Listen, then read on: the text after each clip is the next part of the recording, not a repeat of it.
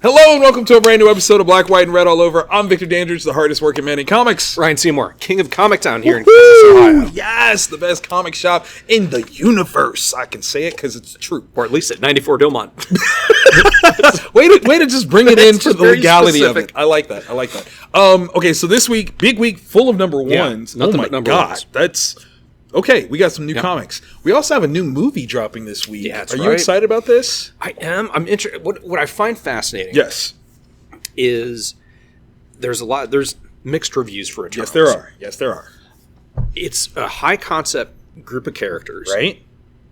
And I don't quite know what to think. Because what I am worried about is like Dragon Ball Z syndrome, where you just have to keep upping the ante every time. Yep. And so now we got, okay, here's space gods you don't know about who work for other space gods you don't know about. Right. How is that going to translate? That is the question. And especially considering the idea that these space gods have always been here, but no, they didn't do stuff because reasons, rationale. Yeah. It's a lot. It's a lot. I do fear, dare I say, that we've hit that point where the MCU could teeter. Yeah. And it's only because it's lasted so long as the golden child that it's now become something worth pouncing upon. Yeah. And I mean, it's kind of one of those weird things where like Warner Brothers kind of went through that thing. Like for the longest time, they were the only superhero producing imprint from the Christopher Reeve Superman series, the Tim Burton Batman on. They were the cohesive voice. Even when, other, players got into the game with X-Men and Spider-Man, they still kind of were a monopoly in terms of value. So It's got only right. It's got a great cast. Yeah. It's got a great director. Yeah. Fantastic. So I can't wait to see. Yeah. So next week maybe we'll have seen it and then we can kind of discuss it. Yes, but non-spoiler because we don't do that. There was a new trailer that dropped today. Did you see that? Yeah. You know what? I've never been like super into Morbius, but it looks really cool. It does look really cool. Like from the story, like I'm trying to think back to my 90s animated Spider-Man and I don't remember that particular arc. Yeah. Is that his story? Like he was a doctor, all frail and Oh. So it could be really cool. That could be really cool. And it really like opens things up post Venom 2 as to how certain imageries that we saw way back whenever. Yeah. Because there's references, at least you could make an argument that there's references to the 3 different iterations of the modern Spider-Man on the movie screen. Right. I'm curious now. Is there some No Way Home action? Is maybe the movie taking place in the MCU? Right. If Venom's in the MCU now? These are all the questions. So I'm excited to find out these things. That's not out till January, though. Yeah, I have to okay. That's not too bad. But, I mean, we'll get a Spider-Man in between. That's very true. There you go. Oh, I got Eternals, No Way Home, right? Morbius. Boom. It's all good. So I think we're good. Let's get into some of this goodness right here. We've got one that's the same for our honorable mentions. Yes. Do you want to start with that, or do you want to bounce around a little? Let's bounce around a little. All right. Where do you want to go first? All right. I don't know if I under-ordered or over-ordered it, but talk to me about that Death of Doctor Strange Avengers. Sure. Okay. Death of Doctor Strange, Avengers #1. I'm not going to lie. I got it because of the cover. The cover's cool. Cover is amazing. You see this fisty punch, looks very familiar, juggernauty, if you will. Cap doing his best to hold it up. I'm like, yo, this is dope. Who drew this? My man Ryan Bodenheim. Like, lives in Ohio, Central Ohio area. Shout out to Rye. You Ryans, y'all are pretty dope. You're pretty dope. Yeah, most of them. No, very much so. I don't know that I know a single Ryan that I don't like. Challenge. Yeah, now I'm thinking. Yeah. I don't think there is one. Maybe. Yeah. Okay, so I've not been reading The Death of Doctor Strange, so I was really kind of at a loss for what all was happening. But this is written by Alex Packnadell. Ryan is the artist. Rochelle Rosenberg, love you, Rochelle, is the colorist. VC Corey Petit on lettering. So this was kind of wild, right? I'm looking at this like I don't fully understand what's going on. There's a lot of, past, present, jumping around. We mentioned the Illuminati in here, and we get Iron Man, who essentially goes on this journey. Granted, it's an Avengers book, but it's a lot of focus on Iron Man and him kind of figuring out what is happening here. So it looks like there's this bigger thing with the death of Doctor Strange, and it's about to make 616 Earth a focal point for magic intervention. Okay. So a lot of without him, and it's kind of funny, it's not the first time he's died. Yeah. So I'm really curious as to why is this particular thing so special? Because it's literally not, it's the death of the Sorcerer Supreme. It's Strange that has died, and that's the problem. Yeah. So it's kind of interesting. But what this plays out into is really kind of cool, and I think we've just gotten a new character who's going to be a total badass for years to come. So yeah. Maybe you under-ordered, maybe? So, but that's for the value. Yeah. There you go. What you got? I'm going to go with Vault Comics, The Rush, #1. So we got Cy Spurrier. Let's get the entire creative team here. Cy Spurrier doing the writing, Nathan Gooden doing the arting, Addison Duke doing the coloring, and Hassan Asame Elehu doing the lettering. All right. This takes place, as it says, in 1899. Nice. Gold Rush year. Time period, up in the Klondikes. And it is... There's something mystical. Okay. Something supernatural taking place as these poor people are trying to make their fortunes. Most people are just ending up broke or dying. Right. Or being murdered, because if they do find a claim. And this mother has gone up there. Her son has gone missing. And so she's just trying to track her son down. Somewhere he's trying to make his millions. And there's just something not right about this place. God, think of... It's got a Deadwood sort of vibe to it. Okay. But with a magical aspect. That thing... I was going to say, I don't like the figure work, and presumably that's... Yeah, no. Yeah, it's all... No. Yeah, so it's got this supernatural horror vibe to it. Okay. This woman's just trying to navigate a place that is lawless and horrible and inhospitable, and there's something else there. Yeah. That's fun. Yeah, and this is... It's what? $3.99? $4.99? $3.99. It looks really good. There's no ads. This is that's full book. That's full book. Ooh, that's tasty. So really, really cool. Yeah. I enjoyed it quite a bit. It's got Weird West, not Wild Wild West with a robot spider. But there's no Will Smith soundtrack is what you're trying to tell you. There's not. It's wow. I'm so glad you did that, Jeremy, because I was thinking it too. No, it's the opposite. So it's opposite really good. Really, really good. Okay. God, that's pretty dope. No. That's a good thing. West. That's gonna be stuck in my head. All right, so Batman Superman Authority #1. It's a special. Okay, let's say this: The Dark Knight joins Superman's Brave New World. So think about this: it's the Authority team that Superman has put together, and Batman has now gone to them for help. Oh, problems ensue. This one, okay, so it's a whole litany of creators here. Okay, so Philip Kennedy Johnson is the writer, dope guy, love him.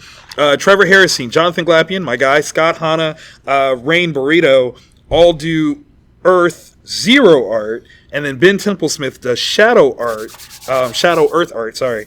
Tom Napolitano does the letters. Super dope. Okay, in the aftermath of death metal and all that craziness, we have the dark multiverse as a place. And in this particular space, this dark multiverse, there has been an iteration of the League of Shadows that has succeeded in a way that the League of Shadows has never succeeded. No. And not only did they succeed, they are now plotting, getting means to travel the multiverse so that they can take what they call the Empire of Shadows and expand it on a multiversal level. No. What can stand in the face of this? When Batman has to go to Superman, who has the authority, and goes, I need some help. It's that level. It is that level of goodness. Yeah, holy crap. So the dark multiverse gave us all these really, really horrific worst case scenarios. Yes. So why wouldn't there be? Yeah. No. And when you see the range of the House Out Ghoul and what it is in this dark multiverse, I can see this being a problem for a while. I mean, we're talking like, you know how the Talons and the Court of Owls have been like this gift that keeps on giving? Yeah. See, that's... because an idea like that needs more than just like a special one-shot. Yes, it does. Like, it needs to have its own miniseries. It needs to just pop This up. is just a seeding. Yeah. I think this is just a little taste of something that's being built. Philip, you're a wild one. I mean, love your work on Alien. Yeah. So like your level of building on this one, I'm here for it. Yeah. But that concept, I think we have just seen the newest iteration, the new age Court of Owls. That's what this is going to be. Awesome. Yeah. Multiversal ghouls. Ugh. Terrible. Newburn, #1. Image Comics. Chip Zdarsky, Jacob Phillips.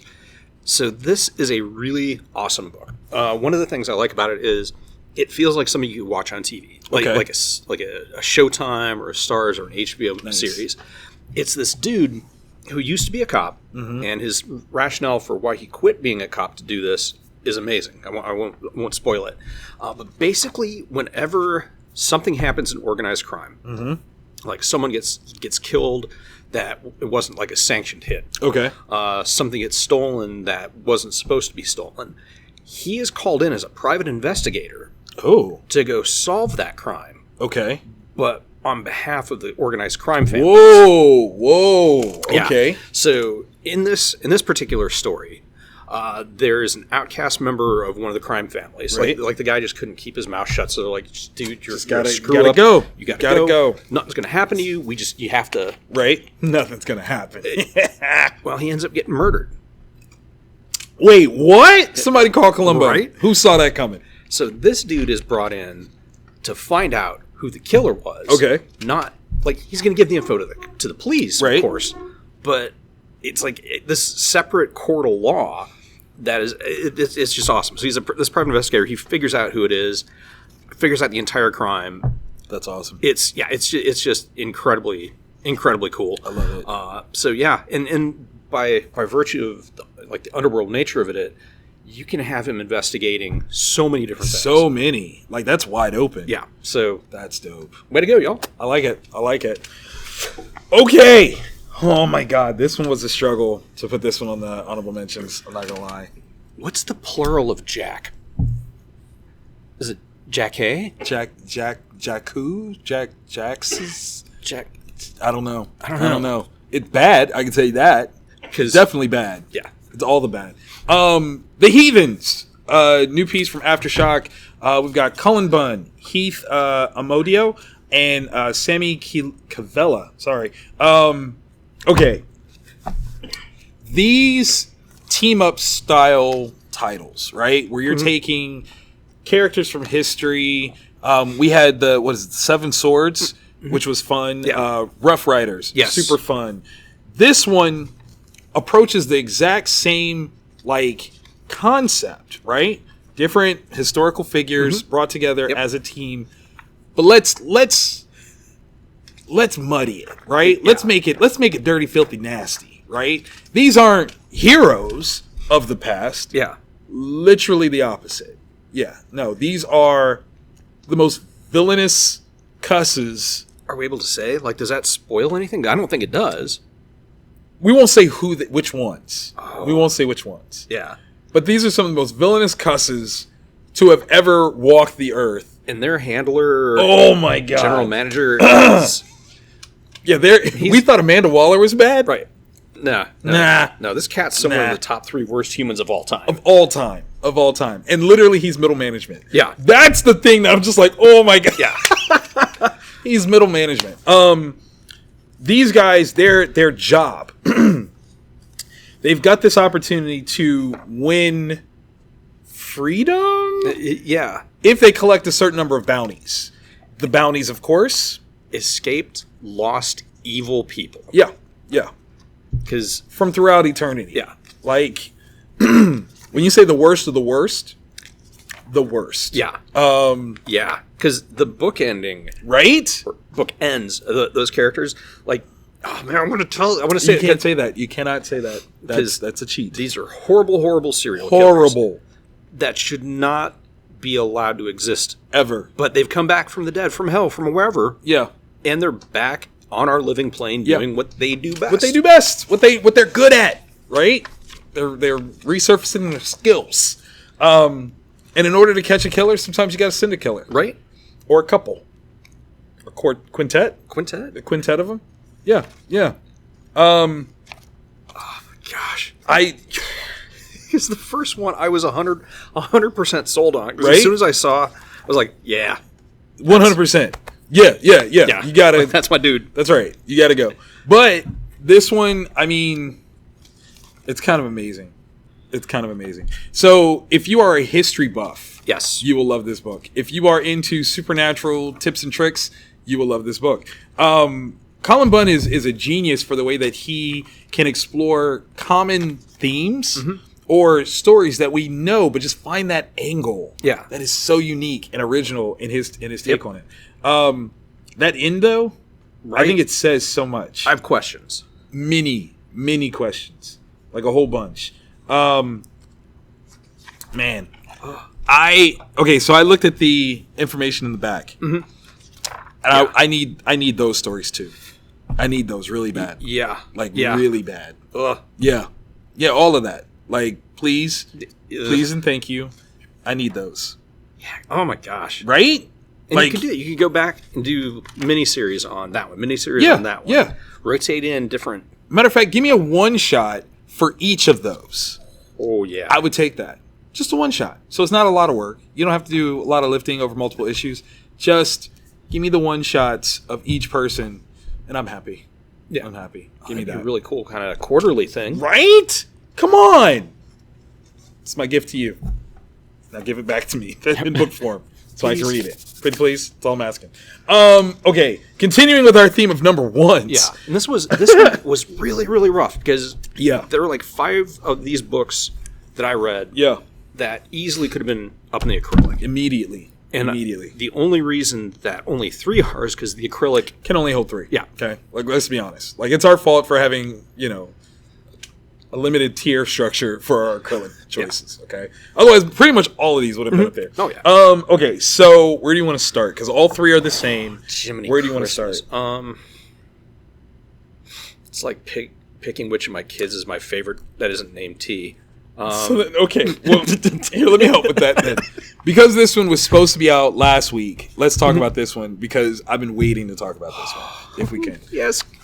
I've missed you, Cordelia. Magic Order 2, number 1. Have you ever wanted to be a side character, like a borderline nameless individual in a comic, just because they get to do something so amazing, like, I don't know, wake up next to Cordelia Moonstone? Be pretty awesome. I'm not saying that guy is me. I'm not. But my cosplay for Halloween next year might be set. That's all I'm saying. So good. How Mark is able to go from having Olivier Coipel did the first one to then have Stuart Eminem do the follow up. Oh man, it's just. And you don't lose, not nary nothing. There's not a beat. Like, it's just on fire creators left and right. Okay, so here's my thing. I love Magic Order. Like, I really, really did. Like, it was one of my favorite titles of his that's not Jupiter's Legacy. And I felt like the world had been built really well. This reads like a more mature version. It's where he doesn't have to explain anything. So he can just tell you a story and build on what you should already know is there. Yeah, this is season 2. Like that first season, you know all the characters now, everything's set, you've had the first big bad. Boom, we move into this one. I can hear that other group. Like they're that accent I don't like. It scares me. I'm not gonna lie, that opening sequence, that was messed up. I thought, in the first one with the kid, that was pretty bad. That was creepy. This one? This is malicious in a way that I was just like... Yeah, like there was a point to that violence in the first one. There was no point to this. Just, we can. Just because we could. Which I was trying to show evil. that... right? Like, oh I'm all for it. right. I'm all for it. If you haven't read the Magic Order, the first volume, it's a family with last name Moonstone, and in this world, magic exists. Yes. The Magic Order is the group that makes sure that magical threats is kept quiet and that nobody is hurt, or as few people are hurt as possible. Right. Someone decides that they're sick of not being a part of the Magic Order, which is ran by the Moonstones, and they throw an attempt to kill everybody. It fails, but we fall in love with Cordelia. Though. We do. Reagan, the whole family. Yeah. So in this, we've got the Moonstones, and it's a family. Like the weird thing is, it's like an FF sort of a Fantastic Four sort of family. Yep. Where there's a kid's birthday party. It's beautiful, and like different people. Oh my gosh! And already knowing, read the first trade, please, because you can just pick up and you just know. You just get the vibe Reagan's given off, because Reagan's the de facto patriarch. Like the father's still around, but it's Reagan. Yeah. He's definitely stepped into the position, and now we're gonna see. Oh my God, we're gonna see some wild stuff here. Yeah.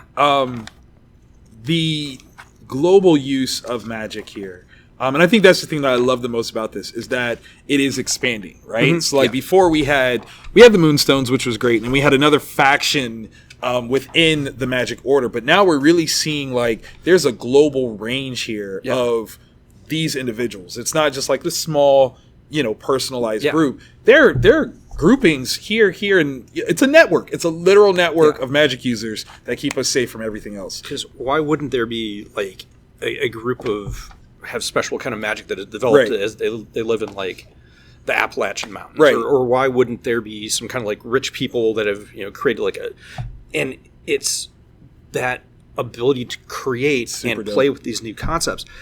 Like there's just something really evil feeling about this family, this other group. But it's evil in a different way. Right? Like, because in the first one, it was it was pride. Right? This feels like just a comeuppance. Like something was actually done wrong to them. Like maybe somebody in their line did something that they weren't supposed to. But now you've got future generations that are like, why am I still paying for this? I didn't do it. Why am I still paying for this thing that happened whenever? You know what? I'm tired of this. We're not doing it anymore. And they're not at all. Like it's so good. This dude, I'm so intrigued by him. Right? So intrigued. Because, God, you need to. You got to read it. You got to read it. Bringing him on board for this says a lot. I mean, that's the things that you're gonna do. Like, right? Like, come on. Scoop. Let me just put this together and give me a second. I wonder if it hurts. I wonder if it hurts. Because it's not effective doesn't mean it doesn't hurt. Right. But at the same time, if you suffer what he suffers, is that pain exciting? Could be. Like, you talk about masochism to the highest level. I mean, maybe that's what he's got to do. So, and that dude's evil too, because to achieve all those people for no reason whatsoever. Just rude. Yeah, God, it's so. I'm trying to think of that easy elevator pitch for Magic Order. Like if you're not on board, okay. I don't know. Because let's say it's Magic Order is Harry Potter meets Miami Vice. That's all I got. I don't know. No, it's not bad. It's not bad? It's not bad. Like not Miami Vice, like the Colin Farrell movie. No. Unless the good parts about that movie, pick the two. But the show, like definitely the show. Yeah. Miami Vice, right? Because they are kind of the cops, but they do things not by the book necessarily. Right. Like they get it done, right? So the Miami Vice of the Hogwarts kind, and I would actually and it's an adult. It's very adult. It's not a kid thing. That's Miami Vice Part 2. Because you got Reagan, who knows how good he is. Yes. He knows his pedigree. Yep. He has no problem rubbing other people's faces in it. Yep. You got Cordelia, who's like the black sheep of the family. She is the worst. Literally survived her own abortion. That is true. And not like an abortion she had, but she was being aborted. No, she was being aborted and she survived because her magic was that strong. Yeah, and she's just tenacious. To not only survive that, but to know that you survived that. That's I horrible. mean, somebody told you, right, that this happened. Like, my first memory of you was, I don't know, you were floating. Yeah, like your mom's not your mom. Like, that's a lot. Bygones. Yeah, and it's got this dark the way that the characters and the magical monsters are. Oh, like that. I don't even know. That's creeptastic. Yeah. Man. That's creeptastic. I thought the plague mask in the first one was no. That's a new level. Yeah, because that's nightmare. I don't. And is it a throwaway? Stop it. I don't. Is that thing going to come back? I hope not. I hope not at all. Not at all. I don't want no parts of that. Yeah. Nope. Yeah. Big nope. Yeah. So I'd rather it dressed as a clown. Not gonna lie. God, yeah, because I'm just seeing that thing, I'll just be like, nope. Just, you know what? This is where I die. This is just where I die. Yeah. Like, I'm not going to fight it, because what's the point? If I got to survive with the memory of that in my mind, I'm better off dead anyway. Yeah, just do it. So, yeah, just end it all. You went too deep, man. Ugh. Like, yeah, that would be me. Okay, so... Come on, I picked the last one. You gotta help out. Where are we at? It's a tale of two Toms. Yes, it is. God, I really know. Let's go. Ooh, let's stick with the theme of not the mama. Ooh, I like that. Okay. Dark Knights of Steel #1, Tom Taylor, and wait, the artist is James Yasmin. Oh, Yasmin Putri. Yes. Okay.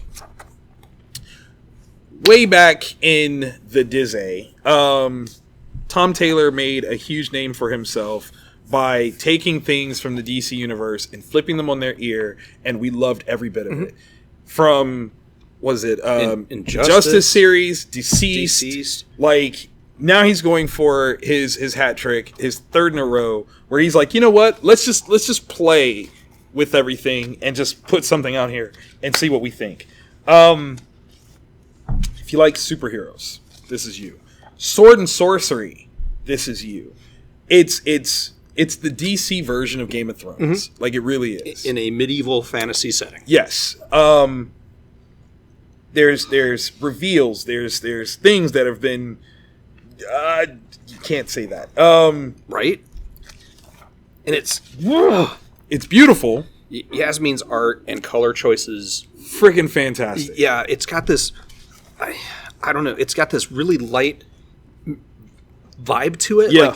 It's not heavy or dark art, which gives it this sort of I don't know, a good feeling. Like, as you're reading it, you're like, okay, this is the kind of fairy tale that is like, oh, once upon a time. And not, it gives, because Tom Taylor's going to karate chop you in the face with something. All the way. Like, multiple times, every time. And the art makes it worse. Yes. Because you don't see it coming. And you don't feel like you're about to enter that dark corridor. No. And with the turn of a page, it goes from once upon a time to where I come from. Yeah. So the thing that I love the most about this is that it's not just a retelling where the cosmic factions that we know of, or the teams that we know of, are still aligned. These are people at odds, and it would be seemingly friends against friends. Like, there are... Yeah, like that. I didn't see that. Right? Like, at all. Like, wait, how come why 4? So the makeup of this, you have to be moderately aware of DC characters. Yeah. You absolutely do, to see how beautifully they've been twisted and turned into this new iteration.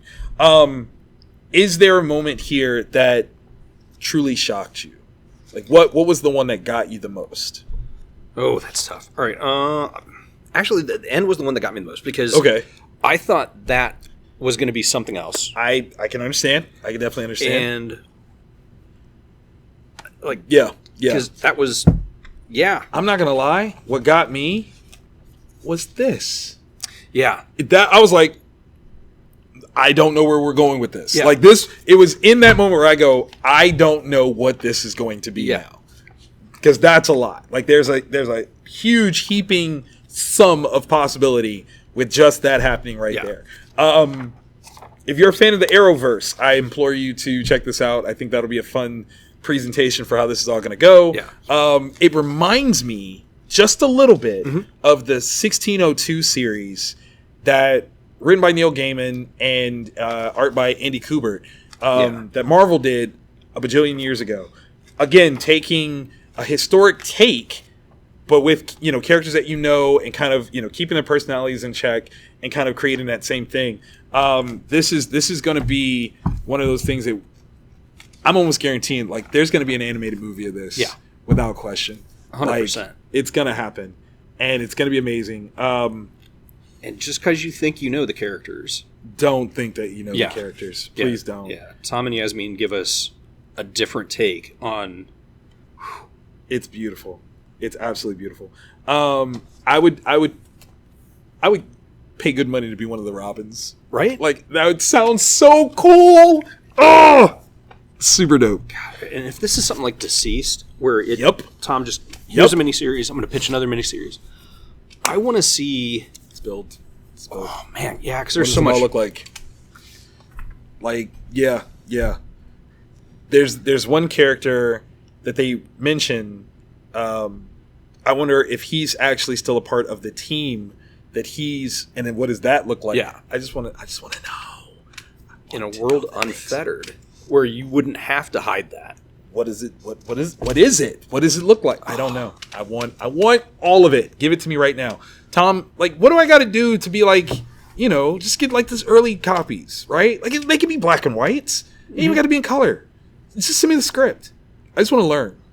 Teach me how you do what you do, because you do it so well. Oh, speaking of doing it so well, Tom King, Greg Smallwood, The Human Target, Book 1.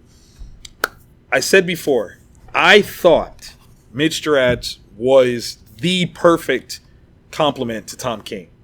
But to be fair, he keeps doing that, doesn't he? Right? Because I said the same thing with Clayman. And so clearly the secret sauce is Tom King brings out the best in his collaborators, because they bring out the best in him. Like, his writing excels because it's always paired with some amazing art. In this, I mean, we're talking this beautiful Art Deco pop, almost 1960s sort of vibe to it. Modern take on Darwin Cook. Yeah, I'm saying it. Yeah, because it's very pencil sketchy. Yes. Which I absolutely dig. Absolutely sexy. There's texture to it.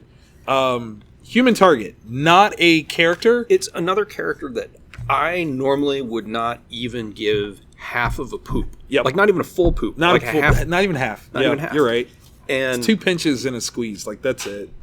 It's this character that basically will stand in for you and figure out, like if someone's trying to kill you, he'll pretend to be you, so that when the killing happens, you're not killed, but he stops the killing. Right. It's a lot. Yeah, it's a lot.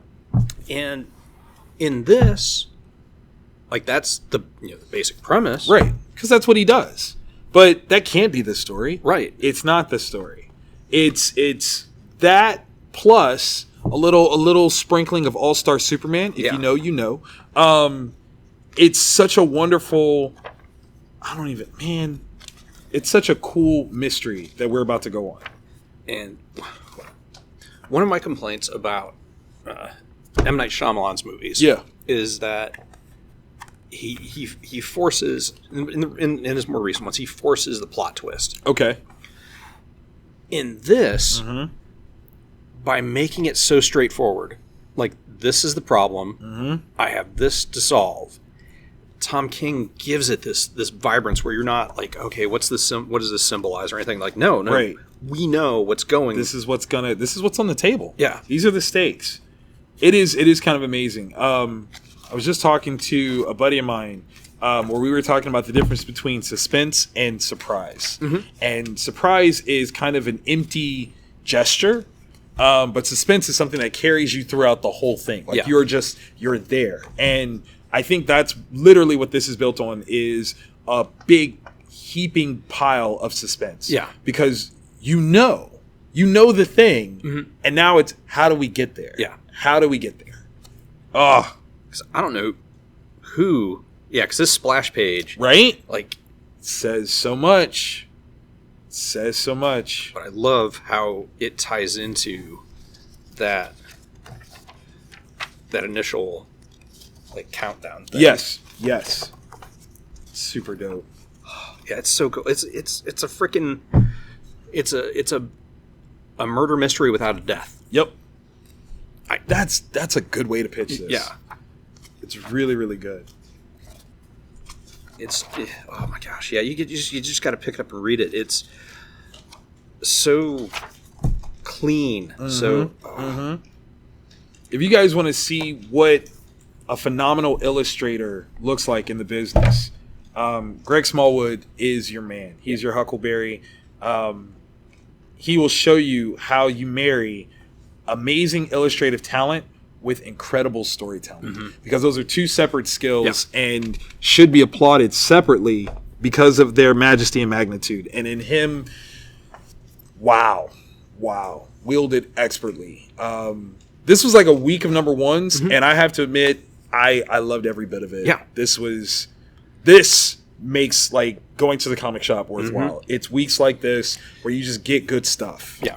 You almost grab anything off the shelf and it's solid. Yeah. You can't go wrong with that. Like, where should I jump on? Ta-da!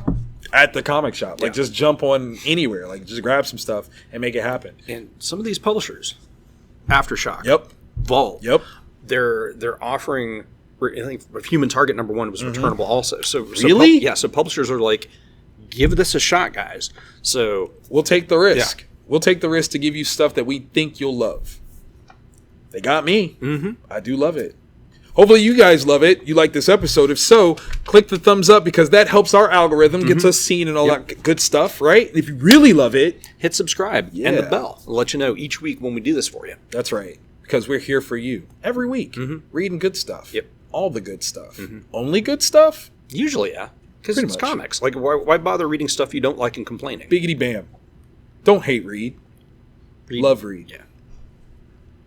Hate read? Hate I don't read? even know where that I came don't- from. yeah, I don't know. This is so weird. But I know that there are people that do it. I've seen your channel. Sounds like something Namor would do.